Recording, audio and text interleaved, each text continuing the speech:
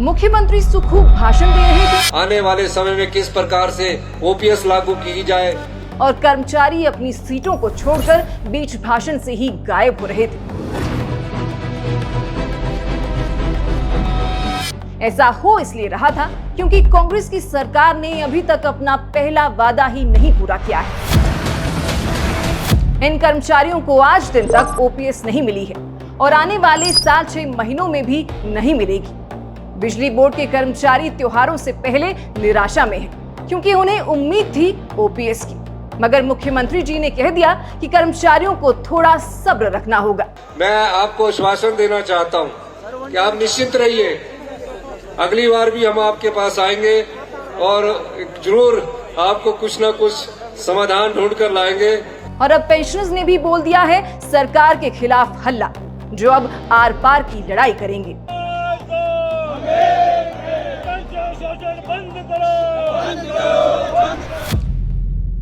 हिमाचल की राजनीति में कर्मचारियों का जनाधार हमेशा से निर्णायक रहा है।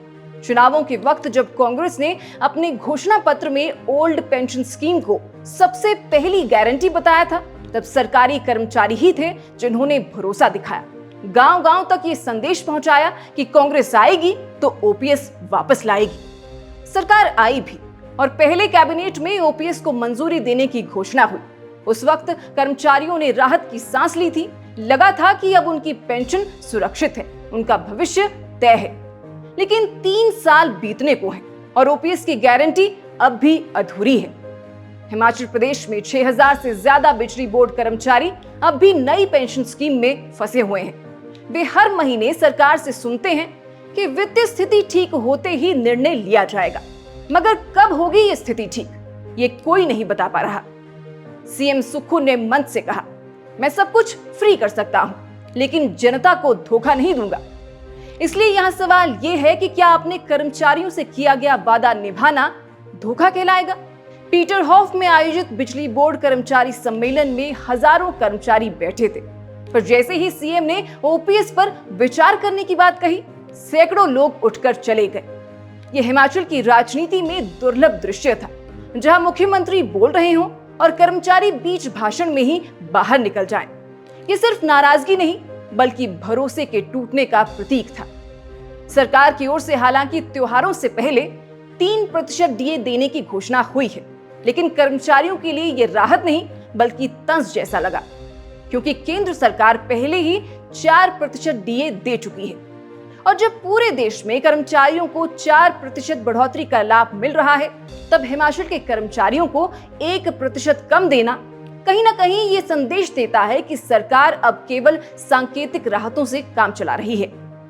दूसरी ओर पेंशनर वर्ग भी सड़कों पर उतर आया है। शिमला से लेकर ऊना, मंडी, सोलन और कांगड़ा तक रिटायर अधिकारी और कर्मचारी आज डीसी ऑफिसों के बाहर नारे लगा रहे हैं।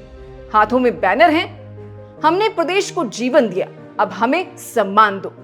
क्योंकि 1 जनवरी 2016 से वेतनमान का एरियर अब तक अटका है, लीव इनकैशमेंट और ग्रेच्युटी के भुगतान में देरी हो रही है और मेडिकल बिल 2 साल से मंजूर नहीं हुए। लगभग 1,30,000 पेंशनर हैं हिमाचल में, जो अब आर पार की लड़ाई के मूड में हैं, क्योंकि वे देख रहे हैं कि सरकार नई योजनाओं की घोषणा कर रही है, लेकिन पुरानी जिम्मेदारियों से बच रही है।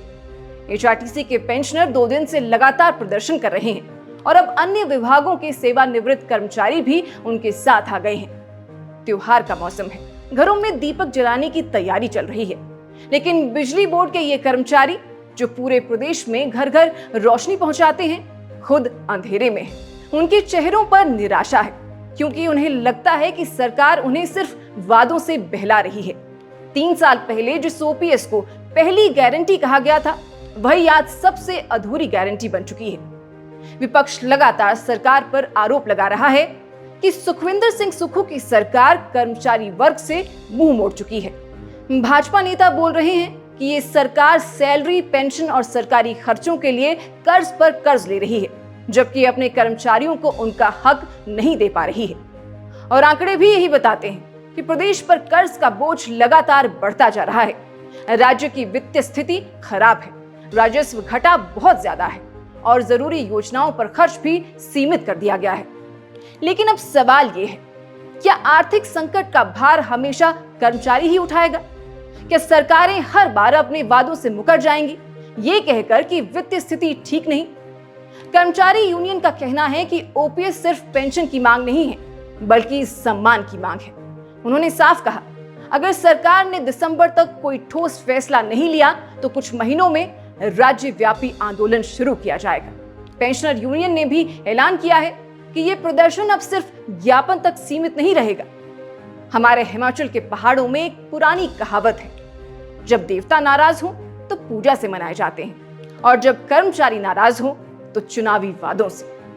आज सरकार के सामने वही स्थिति है, क्योंकि कर्मचारी वो वर्ग है जो नारे भी लगा सकता है और माहौल भी बना सकता है।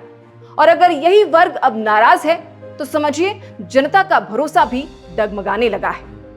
त्योहारों के मौसम में जब सरकार अपनी उपलब्धियों की बात कर रही है, तब कर्मचारियों और पेंशनरों का सड़कों पर उतरना एक गंभीर संकेत है। ये बताता है कि हिमाचल में गारंटी की राजनीति अब विश्वासघात की राजनीति बनती जा रही है, क्योंकि जब सबसे पहले गारंटी ही अधूरी रह जाए तो बाकी गारंटियों पर भरोसा कैसे किया जाए? कर्मचारियों ने सरकार को जिताया था और अब वही वर्ग सरकार से हिसाब मांग रहा है, क्योंकि जनता की तरह कर्मचारी भी याद रखते हैं कि किसने कहा था पहली कैबिनेट में ओपीएस देंगे। लगभग 3 साल बाद वही वादा अब विचार करेंगे में बदल गया है। आने वाले महीनों में ओपीएस और पेंशनर आंदोलनों की गूंज हिमाचल के हर जिले में सुनाई दे सकती है। और तो और अब इस लड़ाई की शुरुआत भी हो चुकी है, जब मुख्यमंत्री भाषण दे रहे थे और कर्मचारी अपनी सीटों से उठकर चले जा रहे हैं। तो इस पूरे विषय पर आप दर्शक अपनी क्या राय रखते हैं, हमें कमेंट बॉक्स में जरूर बताइएगा। अभी फिलहाल के लिए बस इतना ही। नमस्कार।